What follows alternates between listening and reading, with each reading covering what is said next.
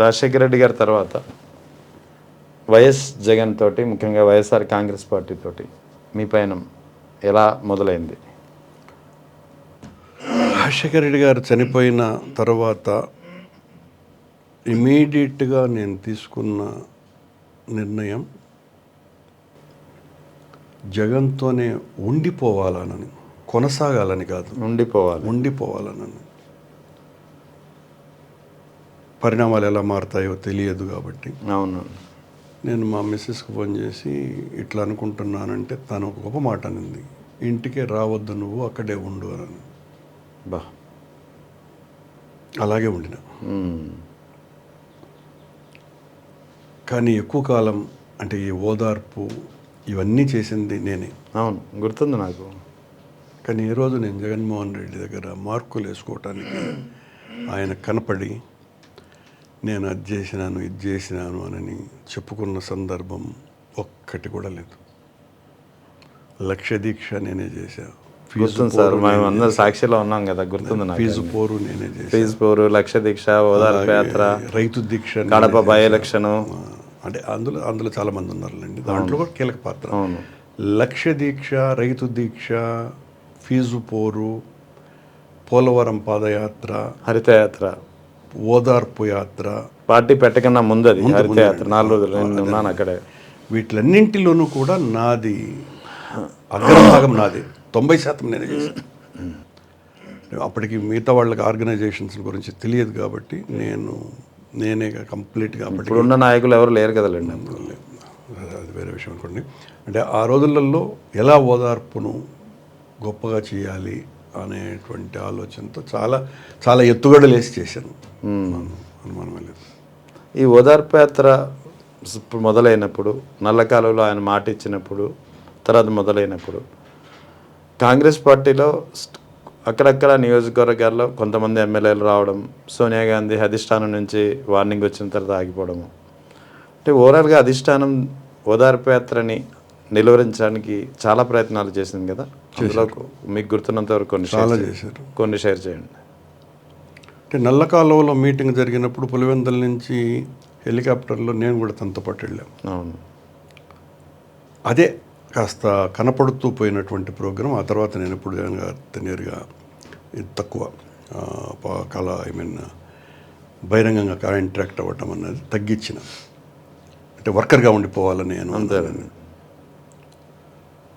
అధిష్టానం మా దగ్గరికి వచ్చేవాళ్ళు, అంటే ఇప్పుడు పేర్లు వద్దు కానీ వాళ్ళు పెద్దోళ్ళు కూడాను, నేను ఒక పెద్ద మనిషితో మీరు ఆయనతో ఉండాలా, జగన్ గారితో మనం ఉండాలి కదా అని అంటే నేను ఉండను అని అన్నాడు. ఇన్ని రోజులు మనం రాజశేఖర రెడ్డితో కలిసి ఉండి ఇప్పుడు ఉండకపోతే ఎట్లా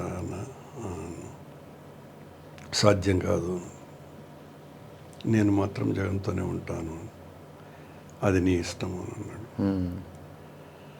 ఇంకొక 2 పెద్ద నాయకులు అప్పుడప్పుడు వస్తూ ఉండేవాళ్ళు, వెటకారంగా ఏందయా ఇతనికి చెప్తే వినకుండా అనేటువంటి తత్వం ఉండేవాళ్ళు. ఇప్పుడు నేను అన్నా, మనమందరము 60 వస్తూ ఉన్నాము,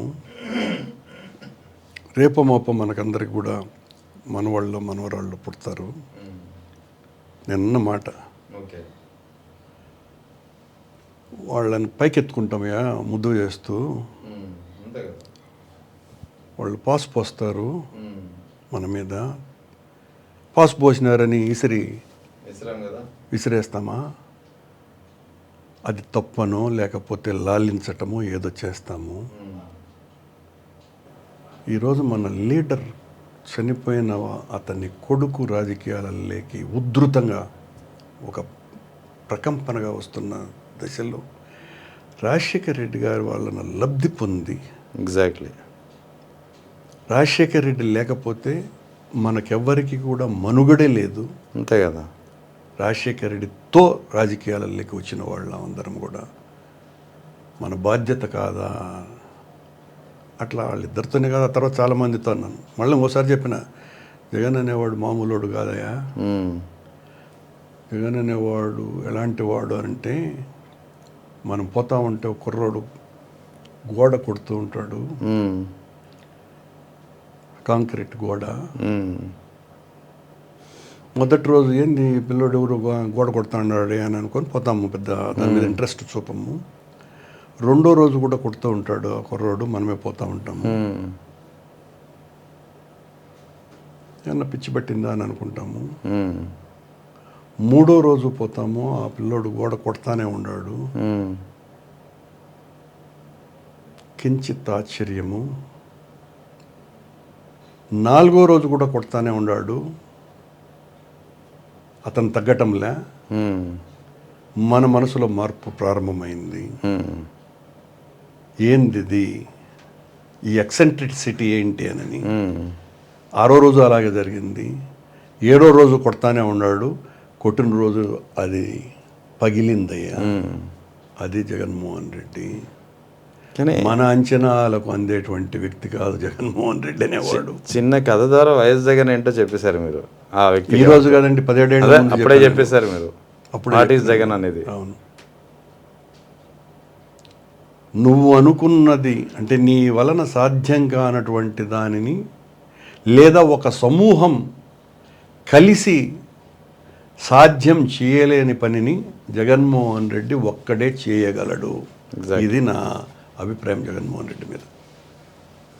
అటువంటి జగన్మోహన్ రెడ్డి మీద వైఎస్ రాజశేఖర రెడ్డి చనిపోయినప్పుడు సంతకాలు సేకరించారనే ఒక ఆరోపణ, ఒక అది ఆయనకేం సంబంధం లేదు. దాని గురించి బట్టి విక్రమార్క లాంటి వాళ్ళు అప్పుడు నోరిప్పలేదు, తర్వాత నోరిప్పిన వాళ్ళకి నిజానికి వాళ్ళకి ఎవరికి కూడా పెద్ద సంబంధం లేదు. కానీ అసలు ఏం జరిగింది సార్ అప్పుడు? అందులో ఎవరి ఇనిషియేటివ్ అది? ఎక్కువగా రవిచంద్ర అని ఒక అతను ఉండేవాడు. రాజశేఖర రెడ్డి పిఏ కింద ఉండేవారు. రవిచంద్ర కూడా ఉందండి అందులో. ఓకే, ఇది ఎప్పుడు నేను బయట పెట్టలేదు. ఓకే, రవిచంద్రది ఎక్కువ పాత్ర, నా పాత్ర కూడా ఉంది. మేమే వచ్చిన వాళ్ళంతా అంటే మీ ఇనిషియేటివ్ గా మీ యొక్క ఉత్సాహం. అంతే తప్ప జగన్మోహన్ రెడ్డికి ఏమీ తెలియదు. కానీ ఏం తెలియదు అన్న విషయం అప్పుడు ఎవరైతే సంతకాలు చేశారో ఆ నాయకులందరికీ తెలుసు. కానీ అప్పుడు నోరెప్పకుండా తర్వాత నోరెప్పుతున్నారు. అరే జగన్మోహన్ రెడ్డిని వ్యతిరేకించే వాళ్ళు అట్లాగే మాట్లాడుకుంటారు కదా, మాట్లాడుకోనండి. నేను ఇప్పటికీ ఏం స్ట్రాంగ్గా ఫీల్ అవుతానంటే, ఆ రోజున జరిగిన ఆ పని వలన జగన్మోహన్ రెడ్డి సీఎం క్యాండిడేట్ అన్నది ప్రపంచానికి చెప్పేశాంగా. అంతే కదా. ఒక విధంగా అంతకు తగ్గి జగన్మోహన్ రెడ్డిని సరే, ఒక విధంగా మంచిగా అయింది ఈ లెక్క. 100%. ఎందుకంటే కాంగ్రెస్ పార్టీ పతనానికి అదే కారణం. వైఎస్ఆర్ కాంగ్రెస్ పార్టీ ఒక కొత్త పార్టీ, కొత్త రీజనల్ పార్టీ ఆవిర్భావానికి. అవును, నేను చాలా స్ట్రాంగ్ గా డిఫెండ్ చేస్తున్నాను దాన్ని. ఏం తప్పు కాదు అది. కానీ జగన్మోహన్ రెడ్డికి తెలియదు. అది తెలియకుండా కూడా తెలియదు. సో జగన్మోహన్ రెడ్డి గారికి తెలియకుండా జరిగినటువంటి ఒక కార్యక్రమం భవిష్యత్తులో ఆయనకి మేలు జరిగింది, కాంగ్రెస్ పార్టీ పతనానికి కారణమైంది. అవును, అందులో అనుమానం లేదు. రైట్, ఇది బాగుంది ఇది. సో ఇక అసలు విషయం. అవును, ఇక వైఎస్ జగన్ పాదయాత్ర కావచ్చు, 2019లో ఆయనకి అధికారంలోకి వచ్చిన తర్వాత కావచ్చు, ఎలా సాగింది మొత్తం ప్రయాణం, ఆయన నిర్ణయాలు పాదయాత్ర అప్పుడు నేను విజయనగరము, శ్రీకాకుళం జిల్లాలకు మాత్రమే ఇన్ఛార్జిగా ఉండేవాను కాబట్టి మిగతాదంతా కూడా నేను రెగ్యులర్గా ఫాలో అవ్వలేదు. నేను అక్కడ యాక్టివిటీస్, అక్కడ విజయవంతం ఎట్లా చేయాలా అనేది. సరే, అప్పటికి జగన్మోహన్ రెడ్డి అనే వ్యక్తి చాలా ఎత్తుకు ఎదిగిపోయాడుగా పాదయాత్ర సమయానికి. దాన్ని ఎవరూ ఆపలేనటువంటి పరిస్థితి. కానీ ఉధృతంగా అది సాగుతుంది, రోజు రోజు కూడా పెరుగుతుంది. వాళ్ళ తండ్రి కంటే జగన్మోహన్ రెడ్డి గారి పాదయాత్ర 10 రెట్లు పెద్దది. అవును, అటు జనం రీత్యా కానీ, పాపులారిటీ రీత్యా కానీ. రాజశేఖర్ రెడ్డి గారు జనంతో పాటు పాపులారిటీ కూడా పెద్ద ఎత్తున పెంచుకున్నటువంటి పాదయాత్ర ప్రజాప్రస్థానం. అవును, జగన్మోహన్ రెడ్డి పాపులారిటీ అప్పటికే పెరిగిపోయి ఇక ఇతనైతేనే మనకు అనేటువంటి నమ్మకం ప్రజలకు కలిగిన తర్వాత పాదయాత్ర మొదలుపెట్టి అది మరింత విస్తృతము, విశాలము చేసినట్టు. సో ఇక YS Jagan first 2 years corona కాలంలో చేపట్టినటువంటి పనులు, వాలంటీర్ వ్యవస్థ కానీ, సచివాలయ వ్యవస్థ కానీ, కరోనా కాలంలో అదే వాలంటీర్ వ్యవస్థ ద్వారా ఎలాంటి పనులు చేశారు, అది ఎలా హెల్ప్ఫుల్ అయింది అనేది. నేను ఆ టైంలో జీ న్యూస్ ఢిల్లీలో ఉన్నాను, హిందీ నేషనల్ మీడియాలో. అప్పుడు ఈవెన్ నేషనల్ మీడియాలో ఈ వార్తలు వచ్చేవి కదా సార్, ఈ న్యూస్ వచ్చేది, how Jagan is able to control very perfectly అని, కరోనా స్ప్రెడ్ని ఎంత ఎలా పర్ఫెక్ట్గా అలా కంట్రోల్ చేయగలుగుతున్నారని చాలా ఆశ్చర్యం వ్యక్తం చేసేవారు. ఏంటి ఆ వాలంటీర్ వ్యవస్థని అడిగి తెలుసుకునేవారు. కమిట్మెంట్ అండి. ఒకటి జగన్మోహన్ రెడ్డి ఇచ్చినటువంటి ఆ వెల్ఫేర్ స్కీమ్స్ ఉన్నాయి, అప్పటి వరకు రాజకీయాల్లో ఉన్నటువంటి థీరీకి జగన్మోహన్ రెడ్డి ఒక కొత్త భాష్యాన్ని ఇచ్చినాడు. 75 సంవత్సరాలుగా ప్రతి ఎన్నికలలో మేము వస్తే పేదరికం తొలగిస్తాము అని చెప్పడం కనీసం అంటే 10-15 సార్లు ఎలక్షన్స్ జరిగినాయి పార్లమెంట్.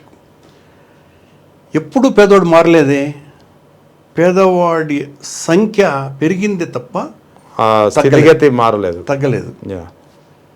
దానికి జగన్మోహన్ రెడ్డి కాదు, పేదవాడికే సహాయం చేయాలి నేరుగా. దాదాపు 60% మంది కంటే తక్కువ బిలో పవర్టీ లైన్లో మనుషులు జీవిస్తున్నారు. వీళ్ళ జీవితాలకు భద్రత కల్పించటమే మనము చేయాల్సినటువంటి బాధ్యత అని తనకి ఎట్లా వచ్చిందో ఆలోచన. నా చిన్ననాటి వామపక్ష నేపథ్యం రీత్యా జగన్మోహన్ రెడ్డిని నేను అతి ఎక్కువ ప్రేమించటంలో ఇది పెద్ద కారణం. ఓకే, ఆ నిర్ణయం. ఆ తర్వాత ప్రజలు ఏం చేసినారు దట్ ఈస్ డిఫరెంట్. ఈరోజు వాళ్ళ రిపెంటెన్స్ మామూలుగా లేదు. ఈ రోజున అతను తీసుకున్నటువంటి ఆ నిర్ణయం ఎవరికి కోపం? పెట్టుబడిదారులకి,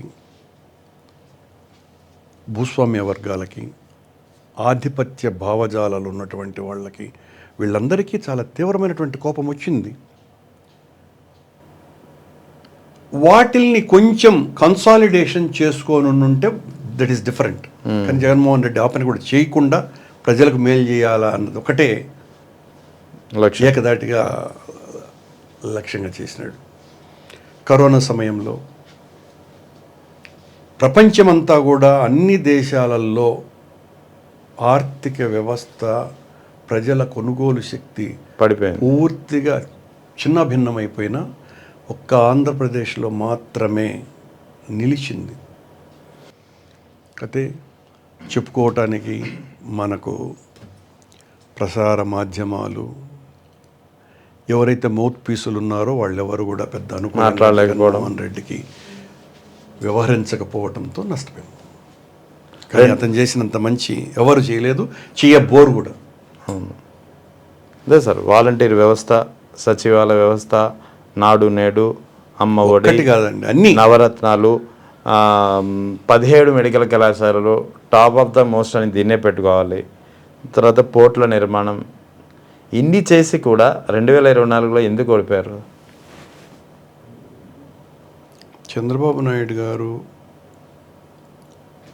వాళ్ళంతా కూటమి అవ్వటముతో పాటు జగన్మోహన్ రెడ్డి చేసిన దానికంటే 2 రెట్లు ఎక్కువ మంచి చేస్తాను నేను ఆ వెల్ఫేర్ స్కీమ్స్ని అని ప్రజల్ని వంచి మోసం చేయటం ప్రధానమైనటువంటిది. సరే, మా పార్టీ కేడర్లో కూడా కాసింత వాలంటరీ వ్యవస్థ ద్వారా మనకు పెద్ద నాయకుడికి ఓటర్కి కనెక్టివిటీ తగ్గింది అటువంటి కారణం కూడా అంగీకరించాలి. ఉంది ఆ రీజన్ అయితే ఉంది, అది అంగీకరించాలి. అందుకే ఇప్పుడు జగన్మోహన్ రెడ్డి గారు రేపు కార్యకర్తలతోనే చేస్తానని ఆయన చాలా కఠినమైన చెప్పారు, సాదృశ్యమైనటువంటి నిర్ణయం తీసుకున్నారు. చాలా మంచి నిర్ణయం తీసుకున్నాడు. సరే, ఒక్కసారిగా రాష్ట్రంలో ఉన్న నేనన్నానే ఈ ఆధిపత్య భావజాలాలను మోసేటువంటి ప్రతి ఒక్కరూ కూడా జగన్మోహన్ రెడ్డి అనే వాడిని తొక్కేయాలా అనే నిర్ణయం తీసుకొని దానికోసమని 100,000 కోట్ల రూపాయలు ఖర్చు పెట్టగలిగినారు. దానికి ఏ రూపేణ ఎలా చేయవచ్చునో అది ఎలక్షన్ కమిషన్ దగ్గర నుంచి కింది స్థాయి ఆఫీసర్, పోలీసు వరకు కూడా వినియోగించుకోవటము, ప్రజలని కూడా ప్రజలను మోసగించటం అన్నిటికంటే ముఖ్యమైనది కదా, అన్నీ చేసి గెలిచినారు.